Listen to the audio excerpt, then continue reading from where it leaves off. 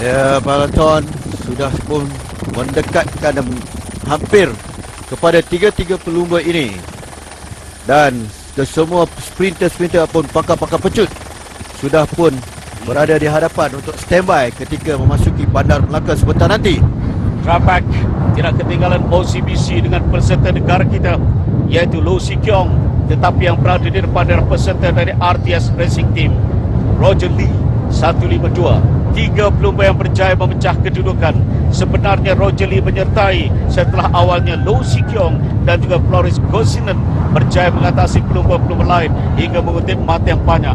Loh Si Kiong misalnya telah mengutip 15 mata dari pecutan dan juga bagi acara pendakian KOM, dan kemudian 9 mata berjaya pungut di situ oleh Grosjean. Dan itulah kedudukannya dari pendakian. Nampaknya Grosjean lebih hebat dengan 8 mata dan 4 mata untuk Loh Si Kiong. Dan 152 yang berada 152 kah yang berada di depan itu? Tidak dilupakan 141 Si Kiong dari Malaysia. Dan tidak ketinggalan juga di situ ialah Floris Gosinen dari Trapak. Dia berasal dari Belanda. Jadi tiga pelumba ini sekarang ini dipastikan. Floris Gosinen pula mengambil alih untuk melakukan hincutan, meninggalkan 20 saat. Oh, begitu pantas dari 29-28. Kini hanya 20 saat membezakan Peloton dan trio yang berada di depan. Jadi nampaknya dalam masa saya rasa 2 atau 3 minit mereka akan memotong. Ya, saya rasa sebegitulah. Sememangnya Peloton akan mengejar sampai ke garisan penamat sebentar nanti. Ini adalah Peloton. Kita dapat melihat pelumba daripada Astana dan pasukan daripada Astana dan juga Vanessa Vini yang sedang menerajui Peloton untuk menarik dengan lebih laju. Alexander Vinogov menduduki tempat yang keempat sekarang ini.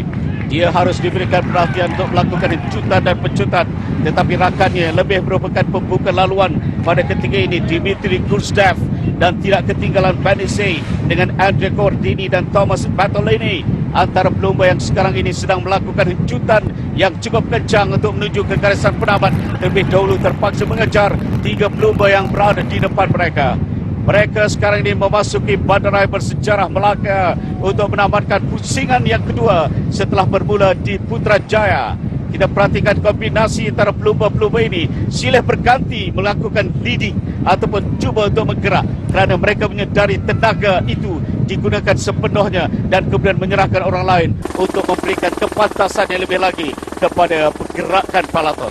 Ya, sememangnya lah sebegini mereka akan lakukan, seperti pelumba-pelumba sering menukar lead ataupun meneraju di hadapan kerana pace akan lebih meningkat, kelajuan kayuhan mereka akan lebih meningkat supaya mereka yang di belakang dan akan bertukar ke hadapan untuk memastikan mereka berada di belakang untuk mengambil tenaga terlebih dahulu sebelum berada di hadapan kerana angin ya, daripada halangan angin.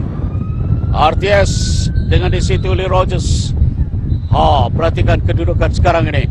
Dan tidak ketinggalan juga berada di situ Floris Gosinen dan juga Loh Si Kiong.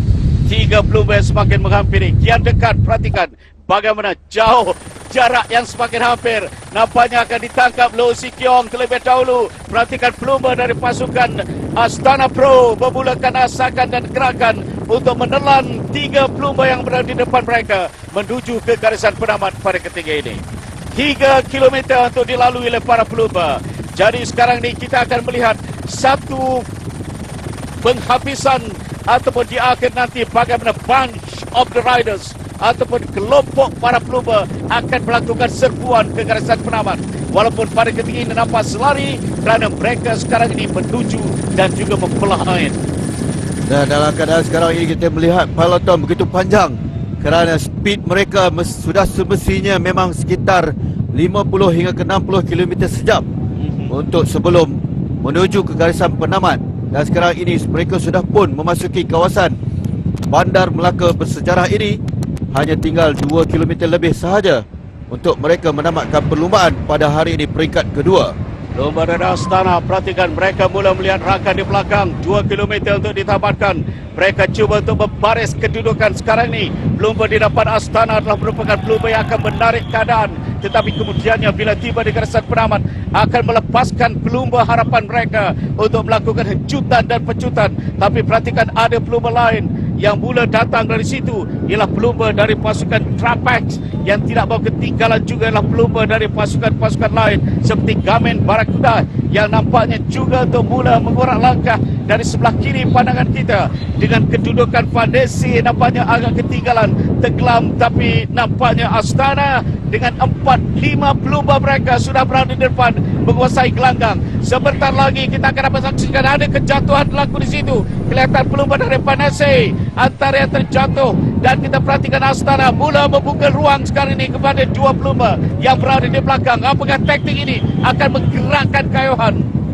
Inilah taktik Astana, seorang demi seorang akan menarik maksimum mungkin semungkin pada setiap pelumba untuk supaya daripada pelumba yang akan menunggu, iaitu pakar pecut nanti yang akan berada untuk mengakhiri di garisan penamat. Jadi setiap pelumba akan menarik the maksimum untuk memastikan speed laju dan pelumba-pelumba lain dan pasukan lain tidak dapat memintas mereka dalam kelajuan. Itulah taktik yang mereka Astana. Mereka sekarang memasuki garisan penamat dengan laluan yang agak sedikit berliku, bengkok-bengkok sedikit, jadi perlu berhati-hati. Memasuki bantaran Melaka sekarang ini menuju ke garisan penamat, berhampiran dengan dataran pahlawan di mana tempat berakhir peringkat yang kedua. Dari udara dapat kita lihat kedudukan sekarang ini para pelumba. Kita perhatikan masih lagi 3 pelumba dari pasukan Astana terus melakukan rasakan dan hancutan. Jadi ikuti di situ pelumba dari pasukan Trapak yang mengiringi di belakang, dan juga tidak ketinggal juga Gamen Barakuda iaitu David Zabreski antaranya berada di tengah sedikit memakai jersey warna kuning. Mereka memasuki di kawasan yang bersejarah untuk Melaka, dan kita perhatikan di sini laluannya dilalui semakin sempit, dan mereka kita perhatikan sekarang ini terus melakukan hencutan dan kayuhan yang semakin berbeza menuju ke garisan penamat kurang dari 1 kilometer untuk ditamatkan oleh para pelumba sekarang ini. Di manakah pelumba negara kita Anwar Manan Harif Saleh, pelumba yang diharapkan dalam pakar-pakar pecut ini di garisan penamat nanti? Ini dia selekoh terakhir untuk memasuki dataran pahlawan, Datuk. Ya, kita perhatikan bagaimana antara Fandesi dan juga pasukan Astana. Mereka mula mengatur asakan dan gerak, tapi ada pelumba yang berada depan. Fandesi sekarang ini cuba mengambil alih kedudukan. Astana terkepungkan ketinggalan ketiga. Perhatikan Dosi Jongka itu yang berada dalam kelompok ramai, ataupun di situ Anwar Manan sudah berada dalam kelompok yang ramai. Jadi dapatkah Anwar Manan mengejar sekarang ini dalam kenaan kedua dari Fandesi ini menuju ke garisan penamat persaingan? Tapi saya yakin Anwar Manan berjaya bagi tempat 1 atau hingga ke 10. Jadi perhatikan Fandesi ini berjaya meraih kejayaan dari kerja keras yang dilakukan oleh mereka. Saya kurang pasti siapa yang telah berjaya meraih kejayaan itu. Kita saksikan ini kaki pelumbanya yang telah berjaya meraih kejayaan. Kita akan dapatkan nombornya, dapatkan nomor pelumba ini. Pastikan juru kamera kita kalau dapat memberikan nomor di situ, yaitu Andrea Guardini. So I think there we have it, Andrea Guardini untuk hencutan di peringkat akhir. Ya, Andrea Guardini daripada sejak tahun yang lalu. Dia adalah pelumba yang begitu konsisten dari bagi acara pakar pecut ini, dan di peringkat yang kedua iaitu di Langkawi 2012 daripada Fandesi Vini, iaitu Andrea Guardini menduduki tempat pertama pada hari ini, dan pasukannya begitu bekerja keras sejak 10 km terakhir kita dapat lihat tadi.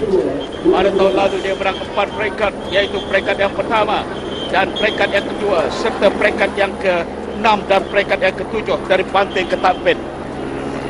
Jadi ternyata hencutan terakhirnya adalah merupakan hencutan yang cukup berbisa. Di sini perhatikan masih lagi didahului oleh Andrani ataupun Astana yang berada di situ di depan. Tapi kemudian dia berjaya dipintas di situ oleh Andrea Guardini dan menuju ke garisan penamat. Andrea Guardini sudah berada di kelompok ramai, itulah Anwar Manan saya rasa di situ tadi. Tetapi dapatkah dia menuju tempat yang ke-1 hingga ke-10, itu persoalannya. Kurang pasti siapa, tapi Andrea Guardini berjaya memenangi peringkat yang kedua. Di sini ulang tayang, perhatikan bagaimana asakan Anwar Manan sedikit ketinggalan, tapi saya yakin dan percaya Anoa boleh menduduki tempat 1 hingga ke 10 bagi saingan ini. Kita